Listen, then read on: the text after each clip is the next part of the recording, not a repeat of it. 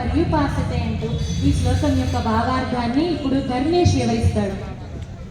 ఏత్వక్షరమనిర్దేశ్యం అవ్యక్తం పర్యుపాసతే సర్వత్ర గమచింత్యం చ కూటస్థమచలం ధ్రువం.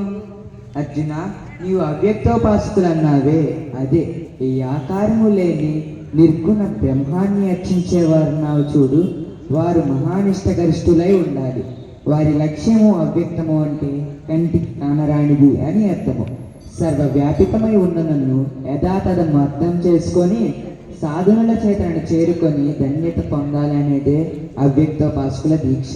పార్థ, వారి గమ్యము నేనే కాగా నేనే అక్షరుడను. నేను అతనికి వ్యాపించి ఉన్న సర్వవ్యాపకుడను. ఈ 14 భువనాలు నాకన్నా వేరు కాదు. ఈ విశ్వము కేవలం నా వ్యక్తీకరణము మాత్రమే.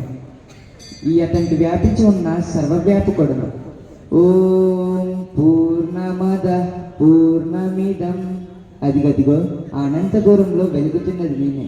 అంతేకాదు అర్జున, నీకు అత్యంత సమీపుడై నీ హృదయ వేదికపై పలుకుతున్నది కూడా నేనే. ఈ విధంగా భగవంతుడి అనంతత్వాన్ని అర్జునుల వారికి వివరిస్తారు. కృష్ణార్పణం. ఈ శ్లోకంలో భగవంతుడు ఏం చెప్తున్నారంటే అవ్యక్తోపాసకుల గురించి వివరిస్తున్నారు. అంటే సర్వవ్యాపితమై ఉన్న నన్ను యథాతథం అర్థం చేసుకొని ఎవరైతే సాధనల ద్వారా నన్ను చేరుకుని ధన్యత పొందుతున్నారో వారే ఇక్కడ అవ్యక్తోపాసకులు అంటున్నారు. భగవంతుణ్ణి తెలుసుకోవాలంటే మనకి ఉన్నటువంటి ఇంద్రియ శక్తి చాలదు అని చెప్తున్నారు. ఇంకా ఏమంటున్నారంటే అదిగదిగో ఆ ఆవలనున్న అనంత శక్తిని నేనే, అక్కడ వెలుగుతున్నాను కదా అది నేనే అని చెప్తున్నారు. ఇంకా నీ హృదయ పీఠ ముందు నీకు అత్యంత సమీపుడనై ఉన్నది కూడా నేనే అని స్వామివారి యొక్క అనంతత్వాన్ని ఇక్కడ ఈ శ్లోకంలో భగవంతుడే స్వయంగా వివరించారు.